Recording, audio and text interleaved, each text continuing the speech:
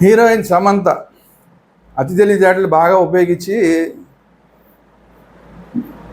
నదులు వాటి నీళ్ళు అవి తాగుతాయా, చెట్లు వాటి పళ్ళు అవి తింటాయా, ఇట్లాంటివేవో కొత్త కవిత్వం రాసి మనం పక్కవాడికి బాగా ఉపయోగపడాలని చెప్పి ఏదో పిచ్చి స్టేట్మెంట్లన్నీ ఇస్తుంది. పాకిస్తాన్కి భారతదేశం సింధు నదీ జలాలని సస్పెండ్ చేసింది, ఆ ఒప్పందాన్ని సస్పెండ్ చేసింది అన్న ఉద్దేశంతో ఇలాంటి పిచ్చి పోస్టులన్నీ సమంత పెడుతోంది.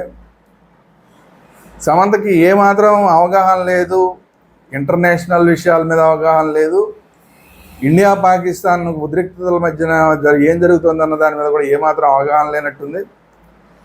ఏదైనా హాలీవుడ్కి వెళ్ళి ఏమన్నా 4 వేషాలు తెచ్చుకుందాం, ఈ స్టేట్మెంట్ చూపించి నేను ప్రపంచ పౌరురాలని అని చెప్పి చూపించుకుని ఏదైనా 4 వేషాలు ఏమన్నా హాలీవుడ్లో తెచ్చుకోవడానికి ఏమైనా ప్రయత్నం చేస్తున్నా ఏంటో తెలియదు. కానీ